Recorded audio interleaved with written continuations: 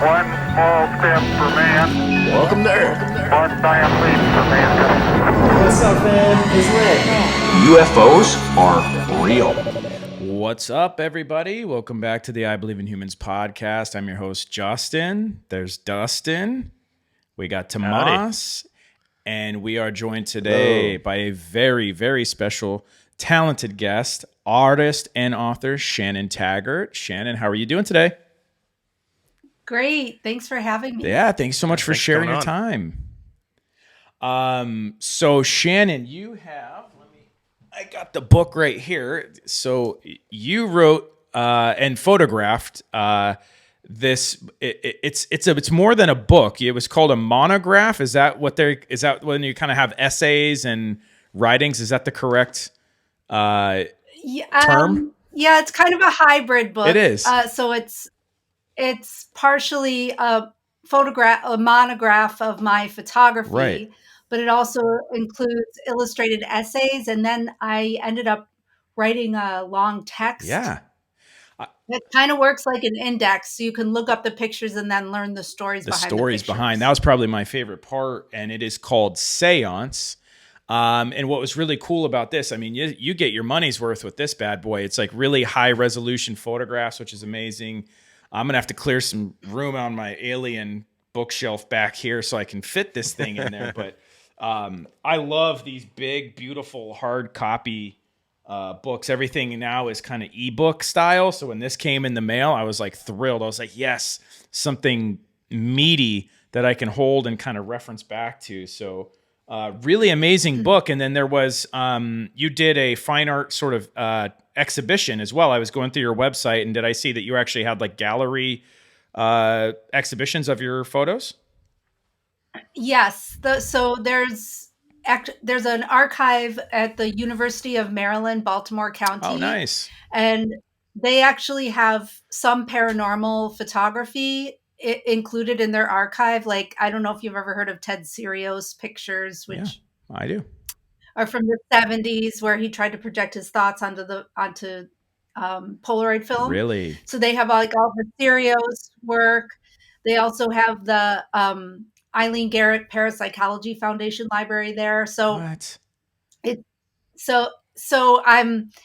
It related to their collection. They originated a exhibition based on my book. Amazing. So the head of special collections and curator there, her and another curator from the Pensacola Museum of Art, they took my book and they kind of made it into this exhibition. Wow. And it's been traveling around. That's amazing. I used to live down there in the Baltimore area for a little bit, and I had no idea. That's awesome. How long has it been running or in existence, or?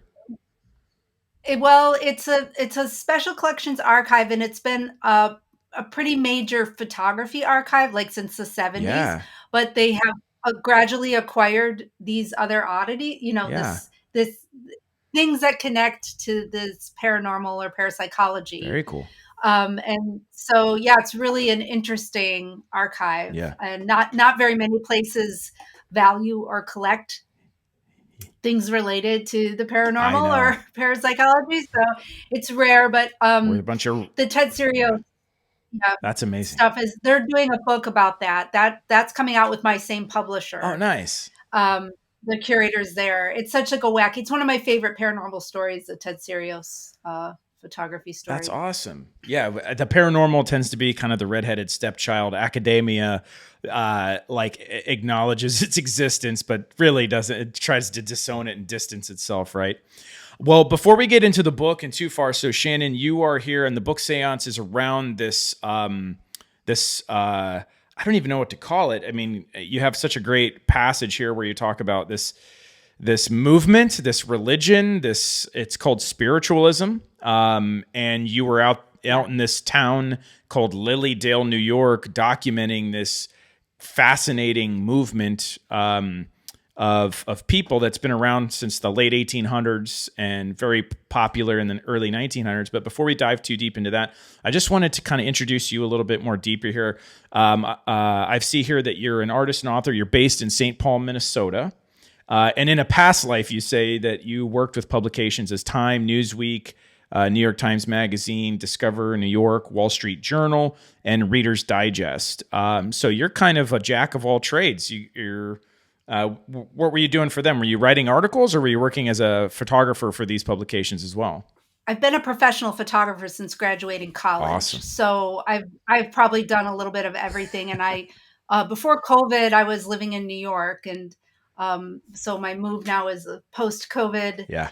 And when I say a former life is because I was mainly doing a lot of editorial work Yeah. for magazines, and that's not, the landscape has changed. Yeah. But Yeah. I have done, working in newspapers too. I used to work in newspapers in upstate New York, and that's what I was doing when I first started my Lilydale project. Yeah. Awesome. Yeah. I just wanted to touch on that because I thought, wow, and that's obviously New York is like the Mecca, like the media capital of the world. So very cool. Very cool.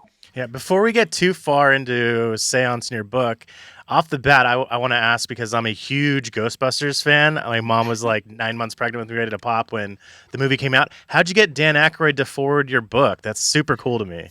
It was really actually kind of a lucky coincidence, but we ended up meeting at Lilydale. Okay, yeah. But yeah, I'm a huge fan of him and his comedy and Ghostbusters, and I knew that he was a spiritualist. Mhm. And his father actually wrote this great book called A History of Ghosts that I was familiar with. And so the Aykroyds, the family was actually at Lilydale for a visit, and I was there. And it turns out we had a mutual friend who put us in touch, which I didn't even know that we had. Oh, And so we met, and he offered to write the forward. And he's such a cool person, and he's so generous and so kind. Yeah. And but Ghostbusters is based on his great grandfather's seance diaries. What? Right? Yeah. So, Yeah. and then they let me use the family spirit photograph in the book. Oh, yes. That's awesome. I was trying to find. I Yeah. saw that when I was doing my research on you. I saw that image and I couldn't find it to pull it up to share it. All I could find was the cover of the book, because when I was reading your foreword, I was like, "Well, that's my next Amazon purchase after when I'm done with this one." Is I didn't know these. I love just sort of. I think leading into spiritualism and Lilydale, I think the number one thing that I was taken by with your work was. I went in thinking, okay, I'm going to learn about ghosts and mediums and psychics, and there's this funny little niche town that, oh, that's a cute little quaint thing that these people all do. But then I found like you tied it into like American history, and presidents were doing this stuff, celebrities, authors, like this, like, and it just kind of you just keep getting deeper and deeper into like, wow, this is really cool. This is not this like superficial parlor trick or something, right? And I think that was really cool, and I felt like I could relate to your when you're talking about this is like you went out there and you had this thinking you're just going to have this innocent experience, and then 18 years later you're still kind of down this rabbit hole investigating all of this stuff. I'm like, I feel like I'm at the beginning of my 18-year rabbit hole, if you will, and your book is the gateway drug, as the kids would say. So why don't Thank you. I love it. I love it when people find. I've been told some people call it a portal, and I love thinking of it in that kind of a way. But yeah, I think that's why my project went on for so long, is because I was totally blown away when I went to Lilydale. I thought it's the town that's home to the world's largest spiritualist community. It's this tiny little cottage town on a lake. It's very Victorian. It's been there since the late 1800s. And I thought I'd spend a couple weeks one summer making a quirky little project about this, these characters in town who told me they could speak with the dead. But what blew my mind was that it was based on this crazy American history. And I think the stereotype in our culture is that anybody who is connected to spiritualism or mediumship or the paranormal they're dumb people, Right. and that is absolutely not the case. All of the innovators of the 19th century were playing around with or engaged with spiritualism, it's deeply tied to the birth of modern art, Right. to so much history and technology. Abraham Lincoln and his wife were involved with seances. It touches so many parts of Right. culture, and so I just couldn't. I mean, it was, and all of this has been written out Yeah. of the history books. Right. So that's kind of what I got sucked in when I realized that. So let's start from the beginning, if you wouldn't mind. Would you share your story of when you go to visit this town and kind of, I don't want to steal your the experience you had that kind of started to reel you in? Would you mind sharing that and kind of where your journey began and we'll kind of walk through where to up to Sure. present day. Yeah.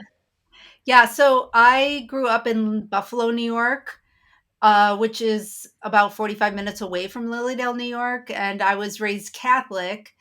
But when I was younger, my older cousins would go to Lilydale in the summer. They have it. It kind of like operates like a psychic summer camp in the summer. They have classes. You can take all sorts of classes that relate to psychic studies, and they have these things called message services, which are they either hold in the woods or in their auditorium, and they're multiple times a day, and you go to the message service. You don't put your name anywhere. They're free as long as you pay the gate fee for the town, and you just sit, and the mediums stand up front and they pick people out to give short messages to. And so my cousin went to a message service, and she got this message from a medium saying that your grandfather's here and he wants you to know he choked to death. That's how he died. And she was laughing at this woman saying, "Oh my God, this woman's so crazy. That's not how either of my grandfathers died." And it turns out went home and found out that that was true. The grandfather we shared, actually, he was dying of brain cancer, but what caused his death was a choking incident. Wow. And so this was so shocking I mean, I at the time I was in high school, and I just thought, how could a stranger possibly know that? That is just so Right. crazy. And I mean, it was shocking to a lot of people in my family. And I mean, there's no way this woman, she didn't know my cousin's name. My cousin didn't even know this. And it had happened 30 years Yeah. before. Wow. So, or even longer, maybe, I don't know. But anyway, it stuck in my mind. And then when I became a photographer, I studied photography at the Rochester Institute of Technology. And I was working locally in newspapers. And I was doing some PR photography, and that was fine for a job, but I always wanted to be a documentary photographer. I always Yeah. wanted to do things that were more um, intensive. Yeah. And so I just in my spare time, I thought I'll try to do a short piece about Lilydale, and so that's how it all started. Yeah, careful what you wish for. I don't even know if you wish for it, but yeah, I mean, Yeah. it's so funny. Reeled you in. Yeah. Yes. So I Yeah. kind of relate to that story a little bit. I've had several paranormal experiences myself, and my father died a pretty tragic and dark way. And my roommate several years ago, this is probably like 7 years ago, he had messages from his hairdresser from his late grandmother flowing through her that was given him to my buddy Michael. And I was like, I really wanted to speak with her because my father died. It was very tragic. I knew he had some things he probably wanted to say. I remember I came home from work one day and I saw they're out front kicking their feet on the back of his truck, having a drink. And I was so excited to like ask her these questions. I was like, I'm going to go inside, collect myself, take a shower really quick because, I was stinking from a double shift at a restaurant.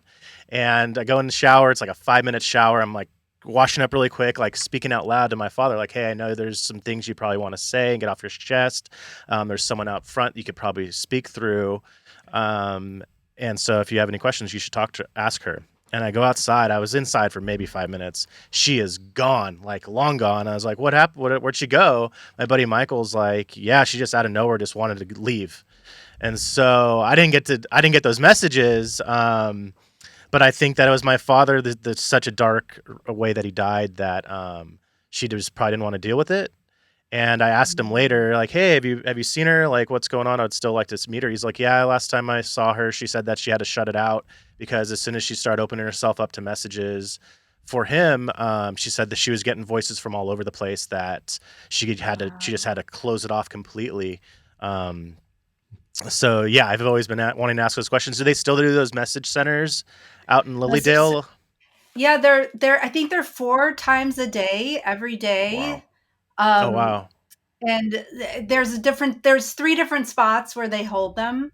Hmm. One is like called Inspiration Stump, which is like deep in their woods, and then there's an outdoor kind of little like a outdoor church. It looks, I mean, it's not a church, but it's like a little staging area called Forest Temple, and then Hmm. they also hold one in the auditorium. Wow. And so I think there's 2 at the Stump, 1 at Forest Temple, and 1 in so 4 per day.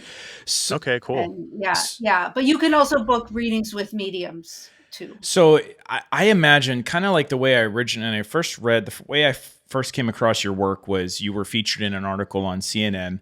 And then that led me to your website, and then that led me to the book. And I've just been kind of gathering. And as I kind of read the descriptions of Lilydale, it feels like almost like this is a town full of mediums and psychics. And I think one of the new terms I've seen thrown around now is sensitives. People that are just in tune with this stuff going on. Is this the kind of place where like you could be walking and having lunch and someone walks up and says, "Are you Justin?" And volunteers a message? Is that because my mother has passed and Dustin, if I had talked, do we really want to go visit this town? And are we just going to be like approached on the street with random messages, or is this something we have to seek out? No, yeah, they would never do that. That's how they actually get really annoyed with some of the television shows because that's how they present it in the television. Gotcha. Like they just. But so if you go to a message service, you're actually even not allowed to give messages. Message work has to be done at certain times, and um, it's kept either privately or in these message services. And what they would say is actually the medium will say, "I have a message for you. May I come to you?" Gotcha. Like you have to give them permission. Okay. And interesting what you said about the woman who was having those experiences. Hmm. So when I first started, they were telling me, the spiritualists I met. So because spiritualism, I should say, it's different from, they say everybody or all mediums are psychics, but not all psychics are Mm, mediums. Interesting. So a psychic is working with their mind, kind of getting information from different sources or the unconscious or a level of mind. But mediums, they say it's a higher vibration where they can meet uh, the consciousness of the dead. hmm. So they say it's a higher vibration than psychic. So you have to be psychic, but you go further with mediumship. Wow. And so I just thought people were born this way. Yeah.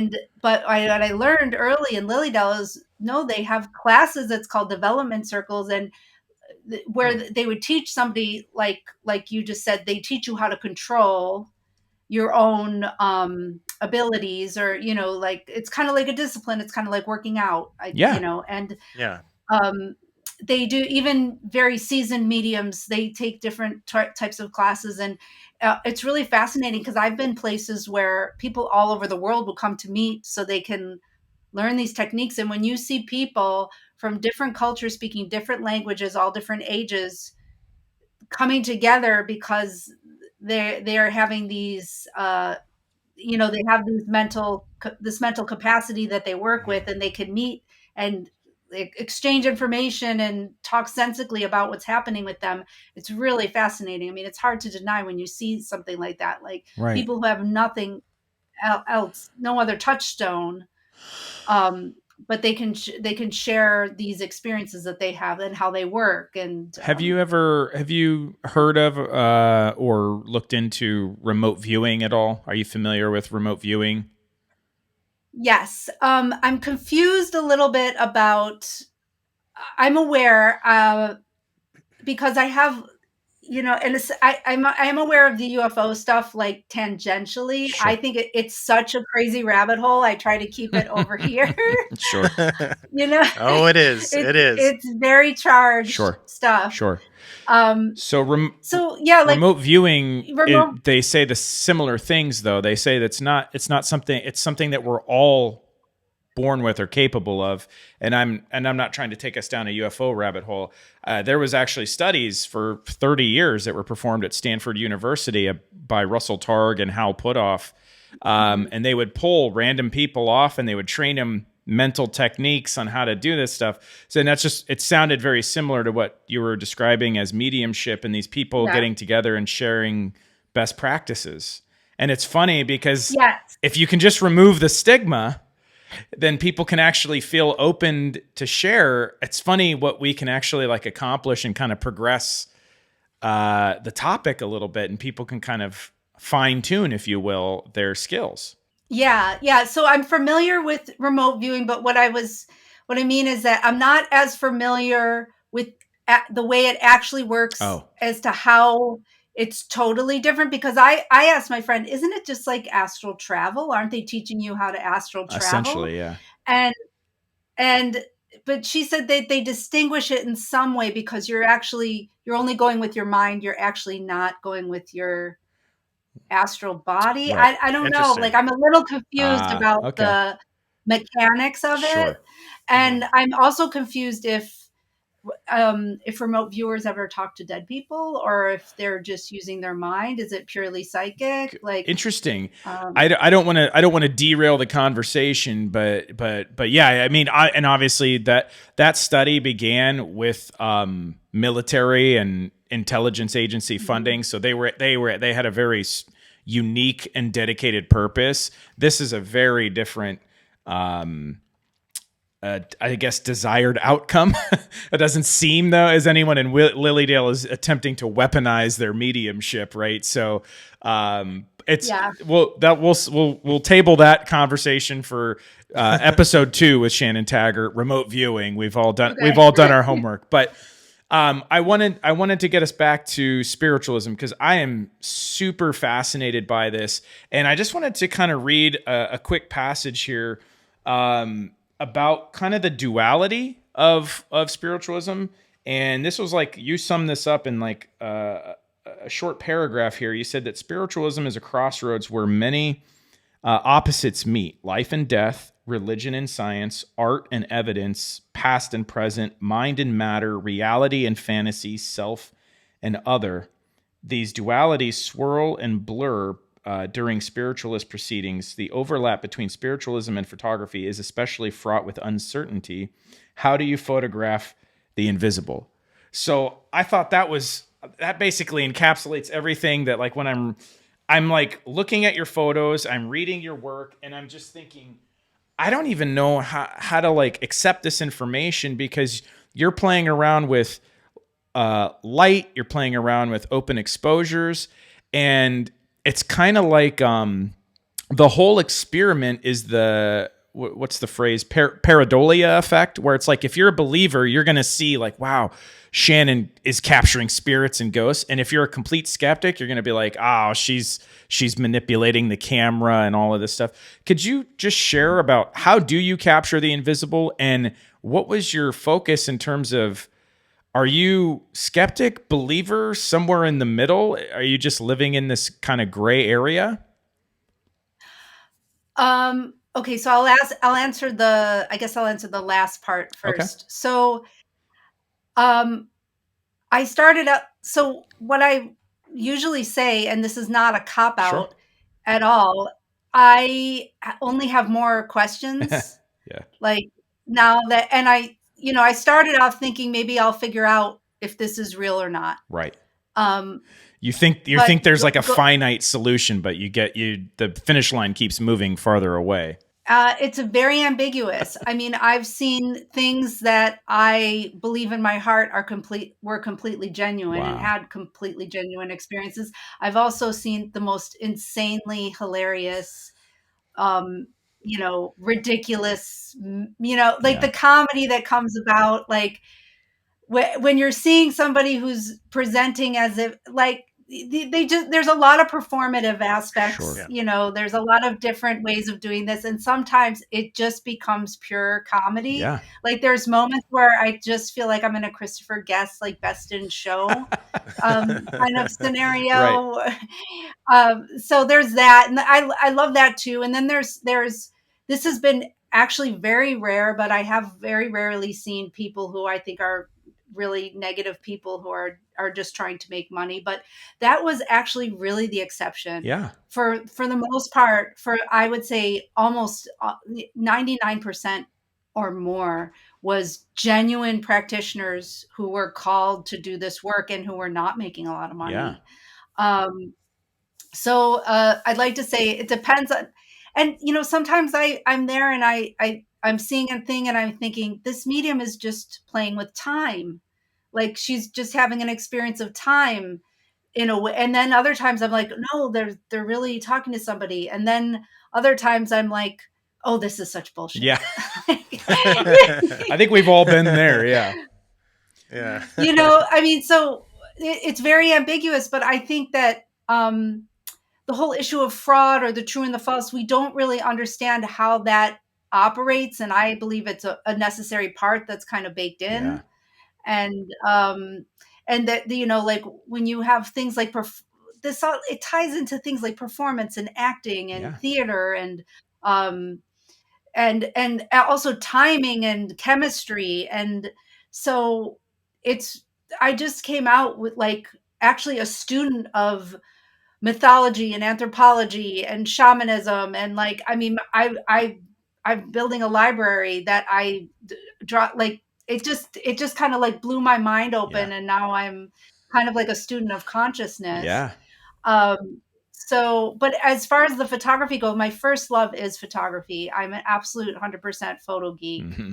And so one of the most mind-blowing things was realizing that spiritualism and photography were connected since both of their very beginnings. They both came about in the same time. They became popularized in the same city, Rochester, New York. Right. So that was where the first seances were. The first seances happened right down the street from where Kodak headquarters are, which brought photography to the masses. Yep. And almost immediately people were trying to photograph ghosts with cameras. And that finding out that spiritualists had this, I call it an iconography, that they're the first religion to make an iconography using photography.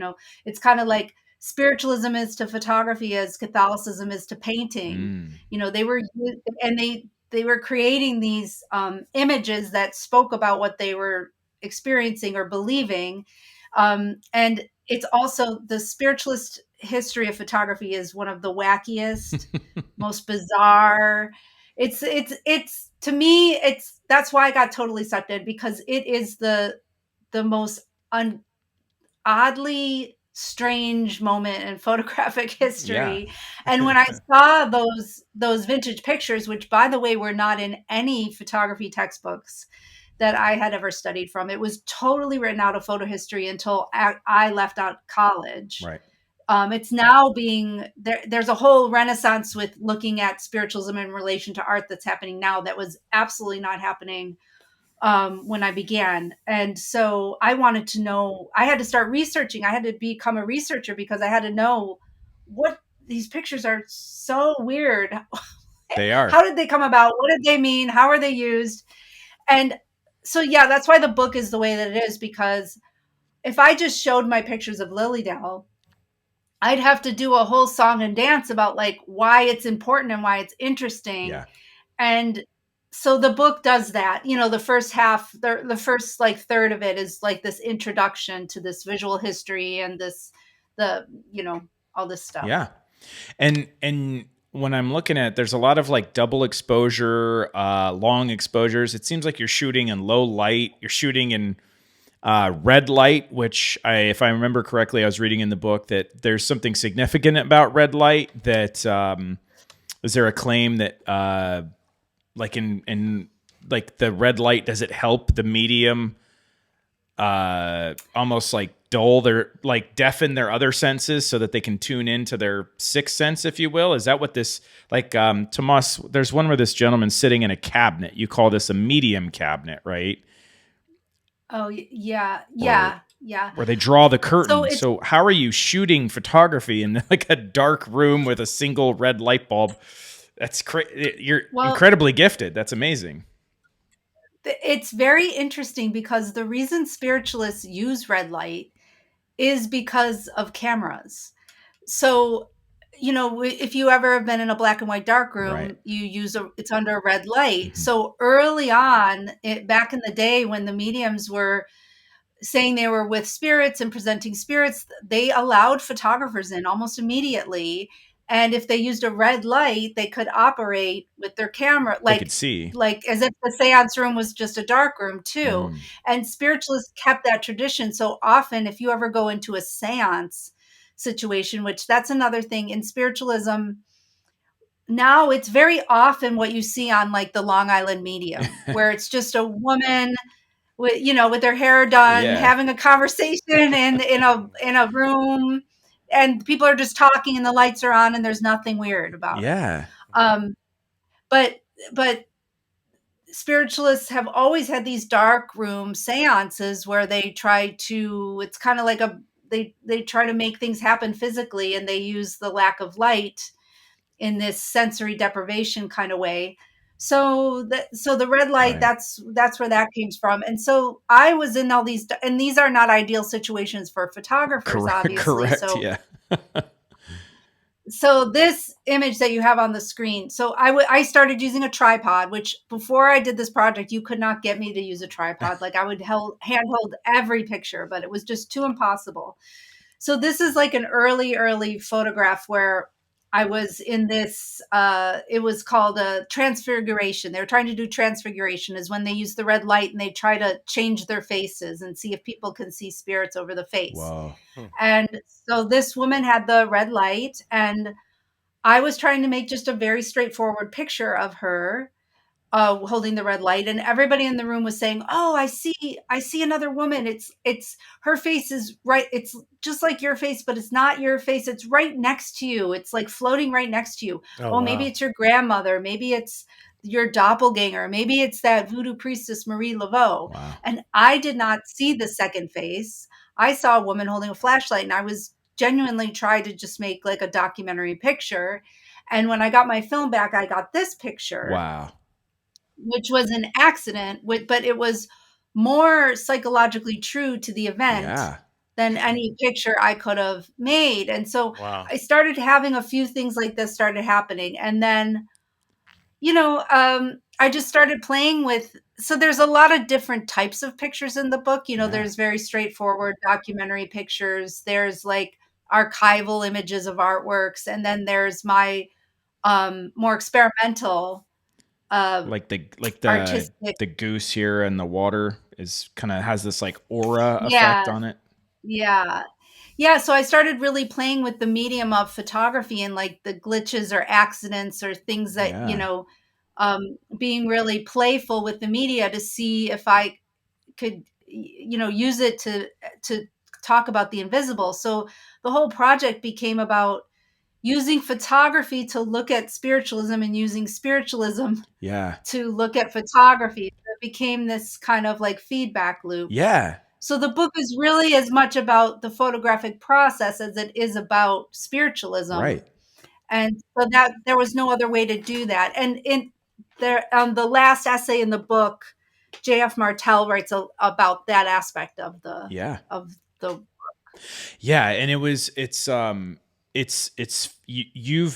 you kind of referenced some of this some of the photography stuff as happy accidents, and that you were, as a trained photographer, you've said before that you're trained to remove artifacts from your photos, but for this project you leaned into them. And what I kind of found fascinating about this whole project was that these happy accidents, but also like this woman with the red flashlight on her face, seem to be sort of synchronistic to what you were trying to do. It's just kind of funny that are they happy accidents? And I don't, this is a rhetorical question, but what's your opinion? I mean, are these truly accidents of the camera, or like you said, do these two is spiritualism and photography so enmeshed that that accidental is kind of part of its allure. Like it's not, like I said, if you're a believer, you don't see an accident. If you're skeptical, you're like, oh, that's an accident. And if you're somewhere in the middle, Right. you're like, I'm just fascinated that this happens to be an accident that worked out perfectly for what you were going for. That seems really odd. And, you know what I mean? Does that make sense? It's like weird that you're not necessarily going for that, but you got the end result is how do you photograph the invisible? Well, you just kind of open up the camera and it comes to you is what it seems like. Yeah. And so, I mean, photography, you're playing with light and time. I mean, Right. what is more metaphysical than that? And Right. I started to have, the more I played with it, I started to have a lot of really striking synchronicities. The more open to it I became. And I always have thought of photography as kind of telepathic. Like Yeah. you're always seeing into a photographer's mind somehow when you're looking at their pictures. I mean, the photographer's eye, that's what drew me to it, because I realized like you could have two people with the same camera and they could be at the same spot, but their pictures could be so incredibly different based on what they wanted to show you. Right. And so playing with that, and then also, well, I started to also two people, spiritualists too, all of their art is, and there's a very intense history of spiritualist art. So not just photography, but painting and writing and channeled writing. And it's all supposed to be evidential. And so it wasn't only skeptics, but also spiritualists would be like, well, what are you doing? Because I don't want blurry pictures, because people say you faked it, or, Right. like, oh, it's just a blurry picture. But what I'm asking, well, what's a blurry picture? What is the difference between taking a runner at a 5,000th of a second and abstracting their motion versus collecting time over in a different experience? So playing with that. And also I think there's a double significance, because in paranormal, anything, I mean, this from knowing about UFO stuff, is that one of the primary markers of a paranormal experience is that time behaves differently. Right. Absolutely. Time and space cease to behave the way that, well, we are used to them behaving. Right. And so I decided that it was appropriate for me to take this approach, and actually there was no other way to go about it. And so I just went with it. And I mean, it's, a lot of, depending, there's always this attraction repulsion thing with these topics, but also, there's a lot of people in photography who don't think my approach is, appropriate for a documentary, or, I don't know. I mean, I've had all types of responses. I mean, I've had people who really hate the work. Haters gonna hate, Shannon. Also, don't can't listen to your haters. No, I think it's really cool stuff. So when did you decide to take that approach? You've been working on this project for almost 20 years. Can you give us a little bit of the progression? Because technology changes over 20 years. Have you shot all of it on film, or did you make a switch to digital? What was your process throughout the whole project? So I started with film because I started in 2001. And so, I mean, at that time, I think when I graduated college, which was like 98, there was one digital camera and it was $30,000 and we all had to share it. So I'm thankful for having trained in the darkroom. But I really do prefer being digital, and we can get to that if we want. Yeah, but absolutely. I was shooting film, and then what happened is I got stuck probably about 2005. I got really stuck. I'm like thinking, this is not, I got stuck on the true false thing. I had some of the accidents. Yeah. I was still trying to make this a project that would be of interest to people, and nobody got it. Nobody really was aware. And I just thought, this is not something I can do a photo book about. Like, it's impossible. And so I actually abandoned it completely for almost 5 years, but I couldn't stop thinking about spiritualism. So there was like a 5-year break, but I was reading. That's when I started being a researcher, and And I learned about shamanism, and I found this book called The Trickster and the Paranormal. And I started really considering the ambiguity and how maybe there is no clear answer, and maybe this merging and blurring of true and false.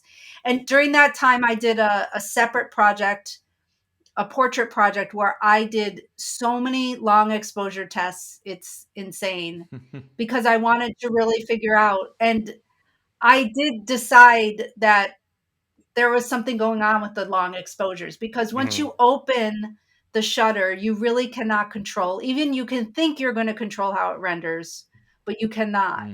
And um, I started getting, I just started getting things that felt synchronistic to the moment with the person. And so I started to really feel like I spent probably 2 or 3 years solidly doing that very seriously. I mean, I did so many time experiments, it was crazy. Mhm. So then I went back to the project with that experience and with that openness. So when I went back in around 2010, I started very slowly back Mhm. in, and then I finished shooting in 2018 Wow. for that Okay. book. Yeah. Wow. Cool. What camera body do you shoot on? So I'm a big camera nerd. I'm a director of photography myself. What camera bodies, what lenses are kind of your go-tos? So I use a Canon Mark IV right now. Okay. Classic. And Classic. then just different. I mean, usually I'm using like a basic, I don't know, like 24 to 70 usually. Okay. I don't know. I have and I have one that's a 24 to 105. My husband's a photographer too, so Okay. we share. And then sometimes I use telephotos, because like if I'm in a seance situation, I'll just have my lenses. I won't move my spot, but I'll change my lenses. Mhm. But yeah. Very cool. Cool. So, and also being in it for 20 years and documenting these seances, you can only document a photograph that can tell so much of the story.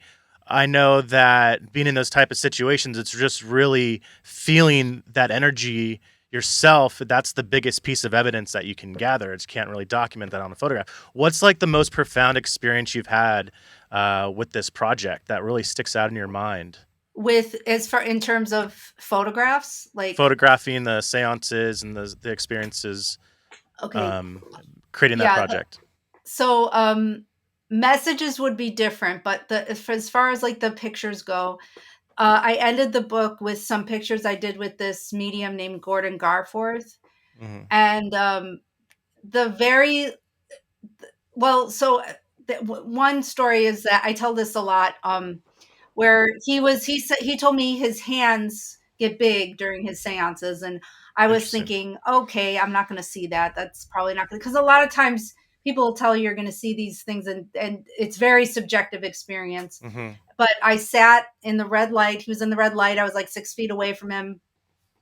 His wife was his acting as like the director, and she said, okay, the spirits are now going to move. They're going to use Gordon's hand.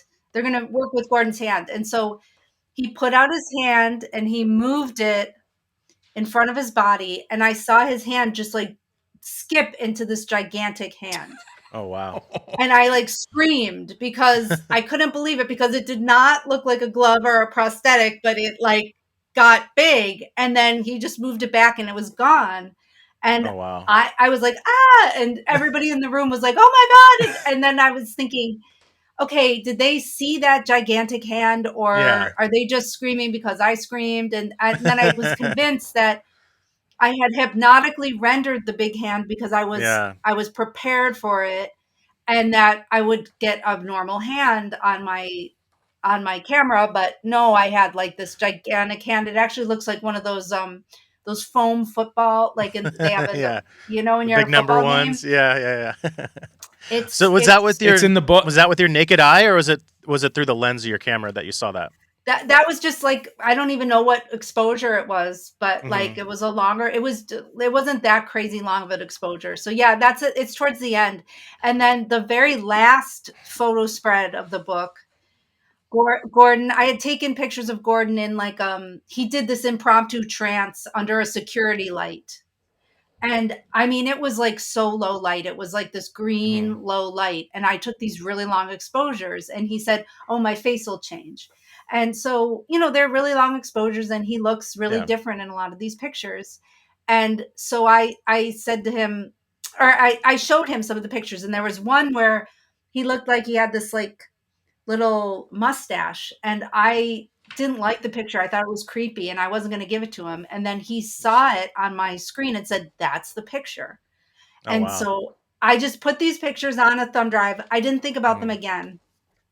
And then he invited me to his house. I was back in England like 9 months later. And he's like, "I want to show you something." And he pulled out this carte de visite of his um, great grandfather. And it looks exactly like the mustache picture. Oh, Yeah. that's incredible. Yeah. So that's the hand. Yeah. Yeah, I was gonna say, Tomas, I'm taking pictures and uploading them right now so you can see what she's talking about. So if you guys want to see what Shannon's referencing, obviously buy the book. And then the second thing is you can check them out on YouTube. We will broadcast these on YouTube if people want the visuals. Very cool. So this is awesome.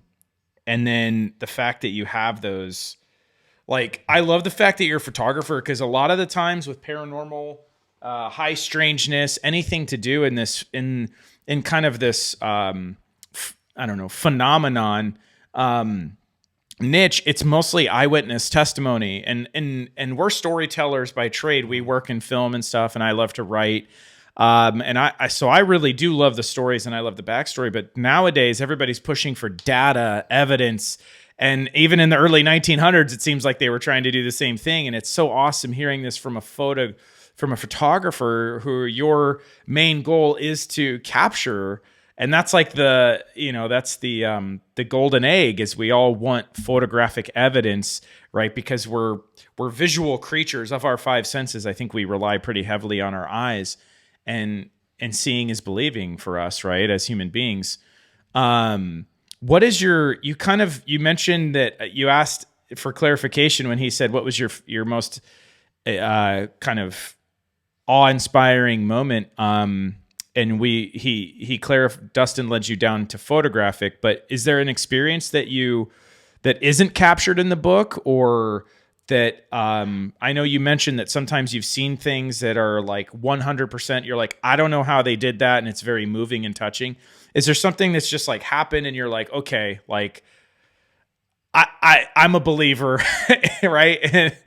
And what is it?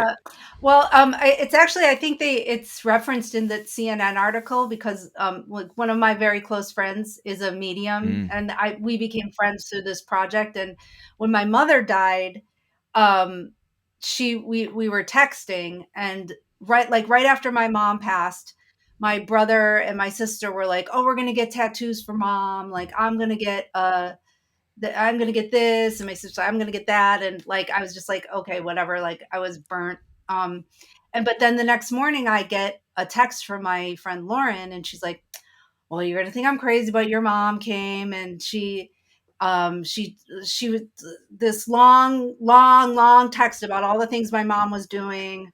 And she's like, "Yeah." And then the last thing she said was, "Tell them no tattoos." Oh. And she laughed and she took off. Wow. Like a hummingbird. That's crazy. And so, I mean, I know she's my friend, but she was in another city. I didn't tell her that. There was no way she knew that. Right. Like, that's intense. So it was like, I don't know how, and I know her, I don't know how she could have made it up. Right. So did you get the tattoos? Did you guys get the tattoos? No, they didn't get the tattoos. Oh, they listened to mom, huh? So it worked. Very cool. Very cool. Well, speaking of evidence, I can't let you go and get out of here without addressing the number one thing that you address in this book, and that is kind of some of the creepiest photos that you take, which is ectoplasm, right? And ectoplasm there are these really, like, what the heck is going on in that? It's like, it's so weird that you're like, that has to be fake. That has to be, and I'm reading through kind of, was it a German scientist who was really into trying to capture ectoplasm, both physically, so he could like get some samples and all this stuff. So could you just, before we die, could you explain to us what ectoplasm is? And then I want to just kind of ask some follow-ups of like, is it something you see? Is it something you feel? Is it something only the camera can see? But what is ectoplasm before I get too far into like, I'm like, I want to know everything right now, Shannon. Yeah. So I think for many of us, I mean, I first learned of ectoplasm through Ghostbusters. Right. They use the term Slimer. And in Ghostbusters, it's the slime. Yeah. And then, you know, they started calling it slime. Like it's actually, it's only, the word is only, I think, used once early on in like the first incident, like they call it ectoplasm. Yeah. But ectoplasm is actually, the name was coined by a Nobel laureate in medicine named Charles Richet. Yeah. Interesting. And it means, it's ectos plus plasma, technically means outside formed, but it's supposed to be this substance that comes through in a seance and the spirits can use it to show themselves or to show form. And Charles Richet completely believed in ectoplasm and said that he saw it. But then when you see these pictures it looks like cheesecloth or cut out cardboard or, you know, so some people had theories that, okay, the ectoplasm was real, but they couldn't photograph it, so they faked it. And then there was a researcher who has said, no, the light just changed it and makes it look like phony, and it's purposely phony. And so the whole like arc of the narrative of the book is like me, because once I found about ectoplasm, I was hooked. Yeah. Because I was like, this is the weirdest thing. And I had to know if anybody was out there in the world producing ectoplasm, was I going to find it? Tomas, put up the picture of the guy vomiting like the hand.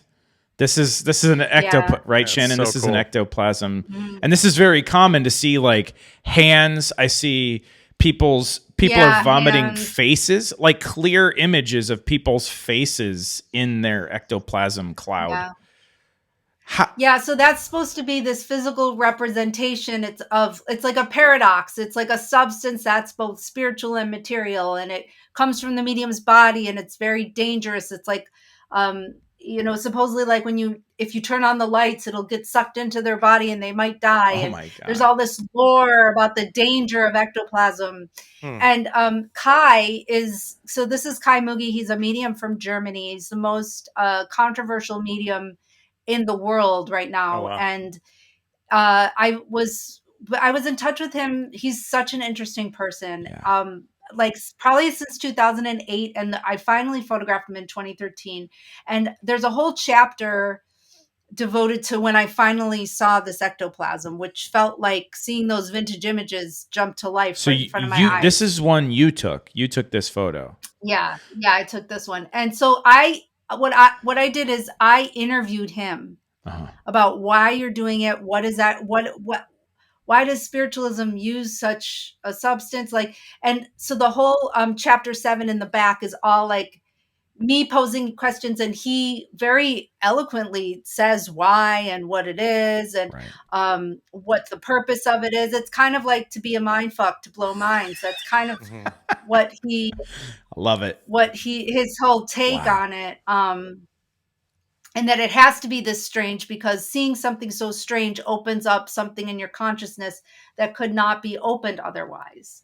And but the whole history of early on, if you really delve into the early photographic history, you get stories about like Houdini and professionals coming in and busting people and trying to catch the ectoplasm and all that. It's very wonky history. So could you, when you were in the room with this gentleman and he's doing this, you could see this with your eyes, or this is only captured, only the camera can see this? No, I could see all this. What? Very dimly, but I could see all this, but it was very fast, and it was very like the first time I ever photographed him, almost half my pictures were out of focus. It was so hard. The light was so low. Yeah. So, and he photographs himself, or has people, he has like an in-house photographer who actually, the cool thing about the book in the third part, Yeah. when I tell the stories, there are some reference images too that I actually, the thumbnails, there's thumbnails of the pictures, but there's also, I can use thumbnail references of other things to tell the story. And so Yes. I did use some of his photographer's pictures Wow. to tell part of the story, because that was part of the story. What happens is, because I go all the way to Switzerland and I try to get this picture, and then he tells me I can't use it because it's bad, Ugh, and it was this whole the saga. worst. But it ended up working out. So is But ectoplasm? I mean, if seeing is believing, if Shannon Taggart sees it with her eyes and there it is on camera, I mean, case closed. Is ectoplasm real, or what was your conclusion here? well, I mean, I didn't do the whole. So part of the whole ectoplasm thing is that the medium would get these horrific strip searches before, So Horrific. Oh no. and actually, the German, first big ectoplasm photographer was a German hypnotist sexologist, named Schrecknotzing, Baron Schrecknotzing. And Yeah. in his first book, he goes to great lengths to like, he was making the medium drink like blue juice and then make her throw up. And Yeah. so she'd have this blue juice. So anything she would regurgitate would be blue, and like giving her full body cavity searches and everything. And it is so intense that even the English translator says, I feel compelled to state that what this woman went through, Oh my like, I God. can't no. imagine like how she would have gotten away with, because they took such Yeah. care to so I didn't do any of that. You didn't when I full was body 5. cavity Like, search him before you took this photograph. I did not body cavity search. Oh. I am not a trained magician, although he has been involved with that and has done the all of that stuff and still produced it. And then there was this big falling out he had with all the parapsychologists, and they accused him of fraud. There was a lot of like peer-reviewed papers about Kai and his ectoplasm, and that there was this big scandal in like 2014. Man. And then he started just focusing more on the table tipping. And I know now he's working again with parapsychologists, and I don't know if they're doing more ectoplasm tests. Wow. But yeah, he's very controversial. A lot of people in spiritualism think, oh, that's backwards and we don't need that way of working. There's no such thing as bad publicity, they say, right? Yeah. And then some people hate him so much, they told me that just because I had even been in a room with him, everything I did was worthless. Oh no. That's how much he's hated. Wow. He's like really hated by some people, and then others just revere him. He travels all over the world, like doing his seances. Wow. So it's like being a Nickelback fan. As soon as someone knows that you lose all credibility in terms of taste of music, right? Yeah. So Does ectoplasm, has there ever been any like physical evidence of it, or is it all visual? Well, supposedly it like disappears or dissipates. I did a research trip to England, and I was in the SPR, the Society for Psychical Research archive, and they supposedly have this sample of ectoplasm from this very famous medium named Helen Duncan. And I ordered it's in a box in the special archive. So I ordered this box of ectoplasm, and I open it up, and it looks like this gigantic silk scarf. Huh. Interesting. And it's not even verified that it was actually hers, because it was submitted by investigators who say they got it from her, but nobody was ever able to authenticate it. Yeah. So the chain of custody is suspect. Yes. So, so it was like this big silk cloth basically folded up that the people who were trying to bust her said that they got from her.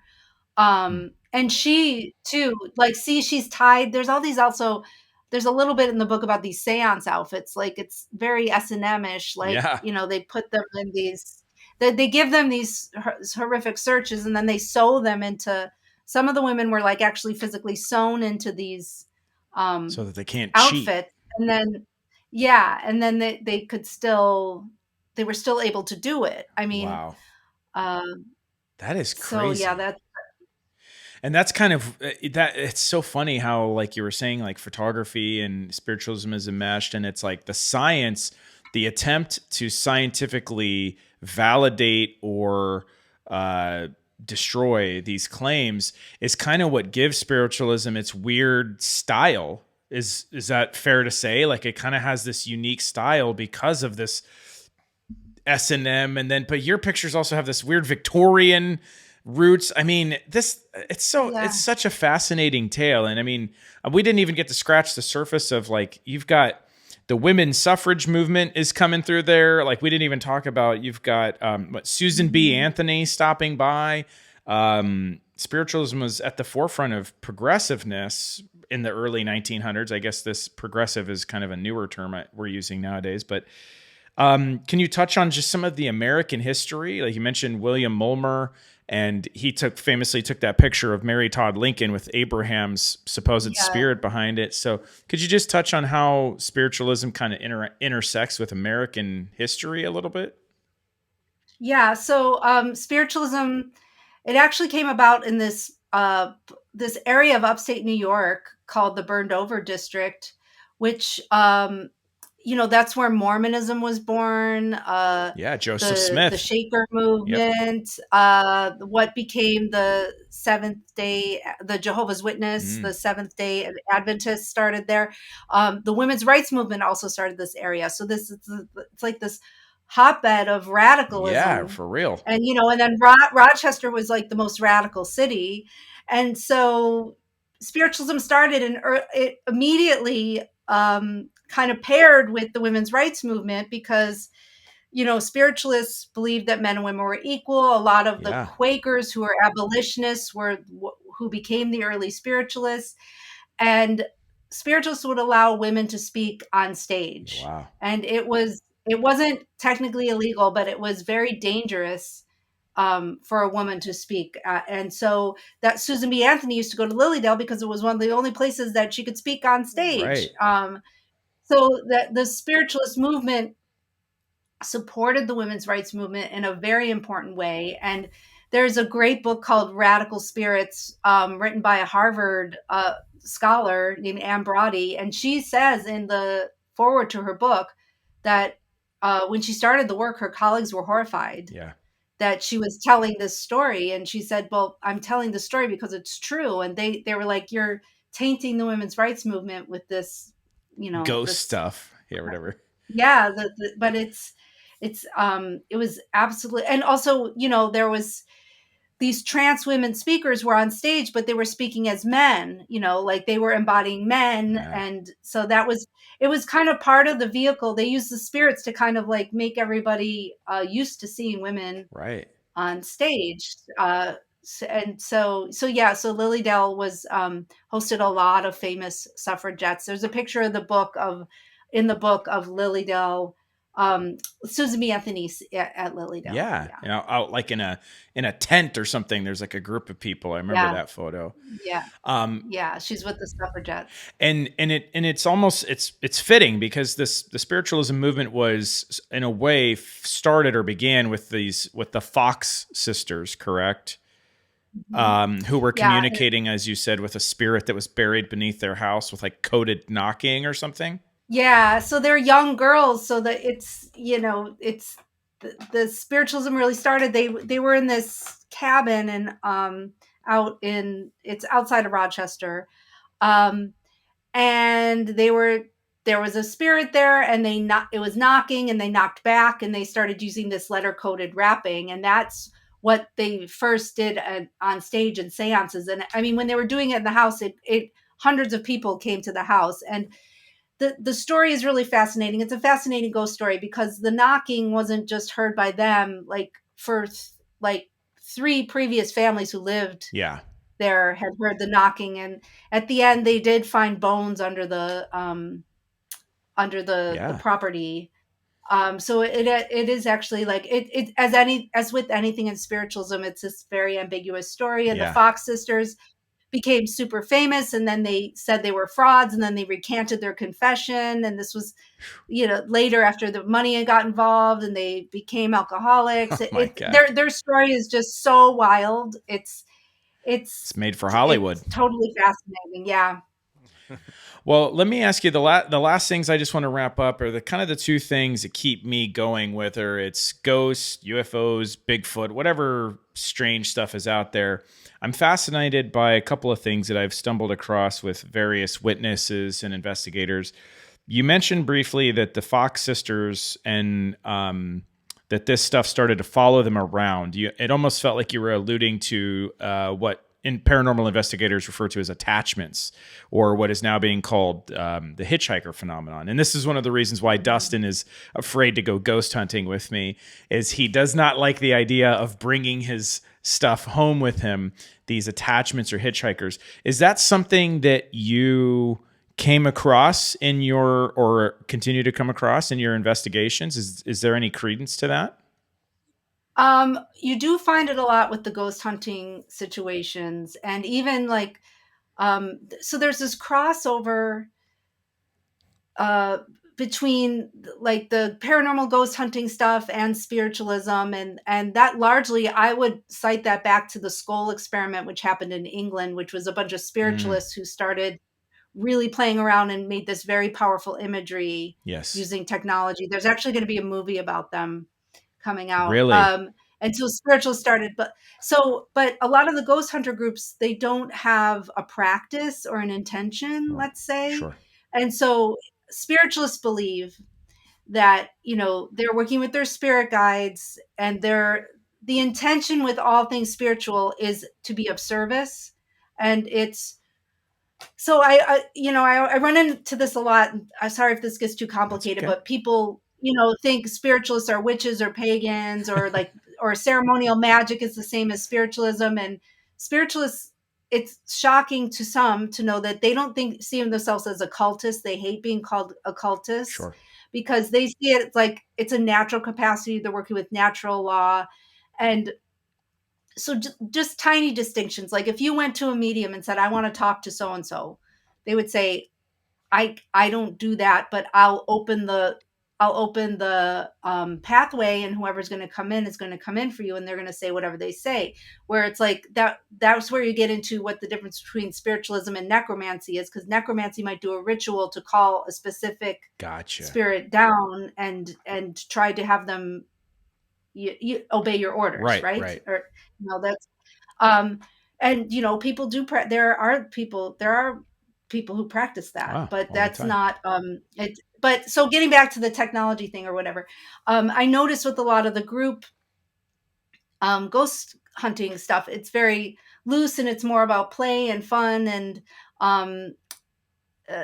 not with like a set intention or something. But I mean, it depends on the ghost hunting group, right? So, so that's why spiritualism also has an uneasy relationship with that kind of stuff, because everything's supposed to be for healing and guidance, and just it's it's mostly to prove that death is not the end. Gotcha. That's a primary goal of spiritualists, is to prove that there's a connection and that death is not the end. And they want to prove that. They want to merge science and spirituality and show how it's all natural and part of life. And so any intention they would have with like a ghost hunting thing would be to provide evidence that way. But I think it does get into this area of like magic, but magic practiced in a way that's not studied. I don't know. I mean, like I'm stereotyping here, but like, and if you believe in all that stuff, that would be a danger, or that, if there was danger, it would be in situations like that. They're kind of like if you're loose, and if you're there and you're kind of messing around with something that you don't fully understand or grasp, is that what you're kind of saying? Yeah. I mean, you don't. Yeah, some people like also too. I've never seen in spiritualism, for example, like people go into a cabinet and start saying dark things or be really negative, or like, but I have seen some of that in the ghost. Yeah. Like demonic possession or that kind of stuff. Yeah, it gets all very, very complicated, but like, I have to say, like, one thing with spiritualism, that's why, if you go to a church and everything, they say we only are raising our vibration to speak to the dead. We're not talking to aliens or archetypes or anything like that. Like because they're trying to keep it safe. Yeah. They're trying to keep it. And the hitchhiking thing too. I know Skinwalker Ranch, or like even you hear a lot about like UFO objects having like radioactivity, like Sure. and my next project, I'm actually working on something that relates. And, I do think there's questions to contagion and these kind of energy, and what does it work like radioactivity? I don't know. I mean, I think there are cases that argue that it does. And hence the natural fear people have, or hence why it's still taboo. Right. I mean, it's we fear the unknown. It's the monsters under the bed. It's the afraid of the dark. Yeah. But I mean, a spiritualist would say, like I'm thinking of, there was this one woman, she's now deceased, but this medium that I knew, they reject the negative. They only want to look at the positive, but they'd say, if you're feeling it, don't go there. Yeah. Like don't open doors in places to things that you don't want open. Gotcha. Yeah. I think that's what the difference is between spiritualists and like ghost hunters. The spiritualists handle it with love and care and respect, to where ghost adventures are just, like you said, they're just going in and messing with that feeling, as opposed to they're messing with the energy rather than using controlled intention. And there is a big difference between those two things. Absolutely. And so now this is my thesis of this whole podcast and any film work and stuff that I do, is I kind of, when we went and we were like investigating and doing stuff with like Lou Elizondo and other people, as we were going, I started to get more and more, and I'm not the only one. I've read books by Jacques Vallée and a lot of people that investigate different aspects of paranormal or high strangeness, whatever you want to classify it. But it seems like more and more, a lot of people are now saying that there's a possibility that this stuff is all connected. Ghosts, UFOs, vampires, right? Jacques Vallée is very out in front of, he thinks that what they dub this is just the phenomenon, and that what each generation of humans witnesses, they're just defining based on whatever that agreed upon vocabulary is of the time. So we see ghosts. If aliens are in pop culture, we're going to see the phenomenon as aliens and ships and different things like that. Whereas back in medieval times, they believed more in vampires and witches and that stuff. So that's what they saw, right? As you kind of are down this rabbit hole with all of this stuff, and it's a beautiful rabbit hole, I love it. Do you think that there is an intersection, or do you think that these things happen sort of in silos or in boxes, or is it like everything else that's in life? The afterlife is no different, that this is all some kind of interesting fabric that's just beyond the veil of what we can perceive, but it communicates to us differently. I do think it's all interconnected. And one example I can give, so I mentioned the book, The Trickster and the Paranormal, and the author of that book he's a former parapsychologist, George Hansen, and he's big into the UFO studies. He uses a graph that I think is very effective to answer this question. So he's talking about liminality, which is like this space in between opposites. Yeah. So he has this graph of like heaven and earth, man, female, living, dead, animal, human, animal, man, like all these. And then in the middle is like werewolf, UFO, angels, like it's all in the middle. And then he draws these arrows between everything in the middle as like anything in this liminal space is kind of connected. Yeah. And he points out like, people will see Bigfoot, but they'll also see a UFO, or Correct. Like look at Whitley Strieber, talking about abduction and seeing spirits of the dead, or like also talking to his deceased wife now. Yeah. And a lot of mediums have time slips and UFO experiences. A lot of this it does relate. There is a lot of overlap and overconnect, and it all blurs and merges, and it's really hard to pull it apart and decide what exactly is happening. But it's all, I think, Kai, the medium I mentioned earlier, he has this joke because he's creating tension in this spiritualism community, and I have this quote by him, like, "Oh, the dead and only the dead inhabit the spirit world? Ridiculous." Right. And then he also says, the only innovation between Victorian spiritualism and past practices, because this is all ancient stuff, he said their only innovation is demanding that the spirits prove themselves. Right. Wow. That's Yeah.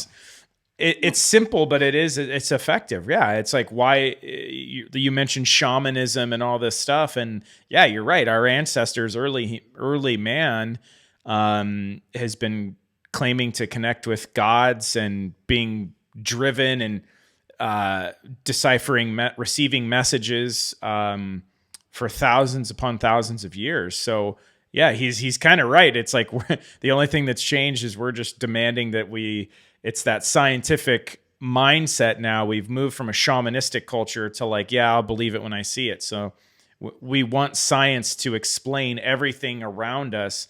But I think what's so fascinating about this subject, or UFOs or Bigfoot or whatever, is that it's just outside the bounds of science as science stands today, but it's catching up. And I don't know if it ever will catch up, but it seems like we're kind of we're touching something. The more we think we're figuring it out, like you said, for every answer, you get 100 more questions.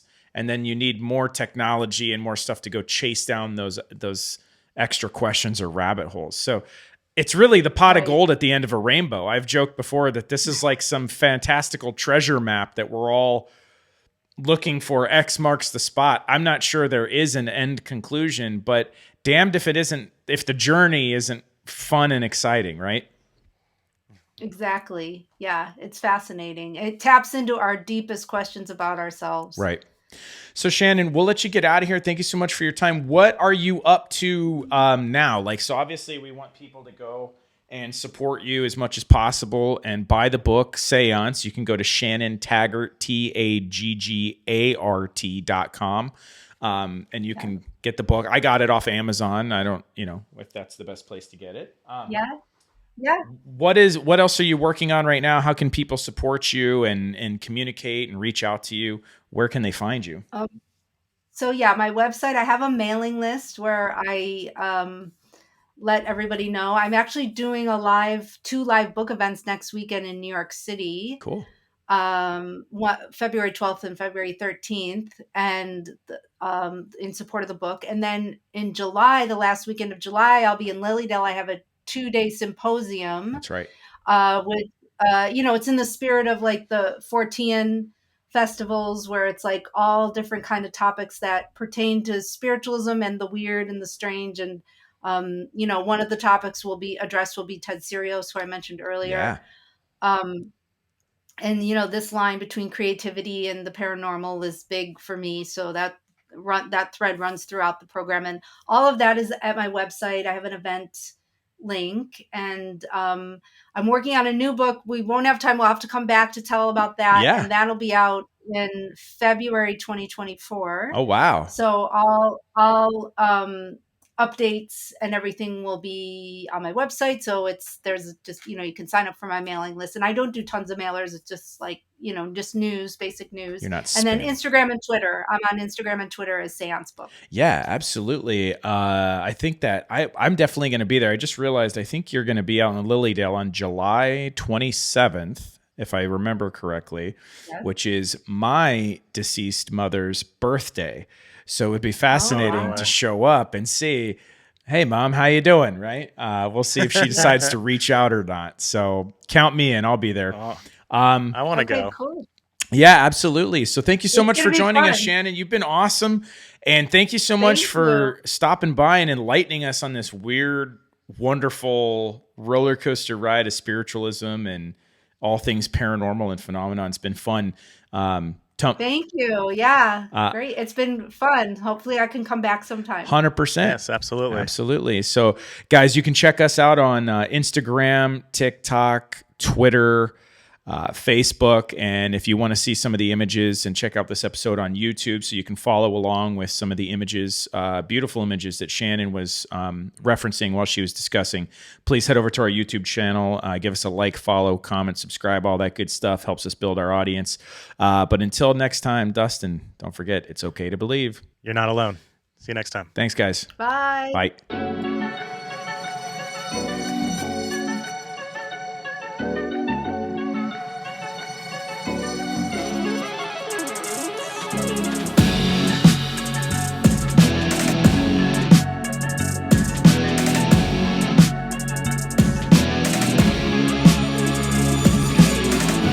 It's one small step for man, Welcome to Earth. one giant leap for mankind. What's up, man? It's Lit. UFOs are real.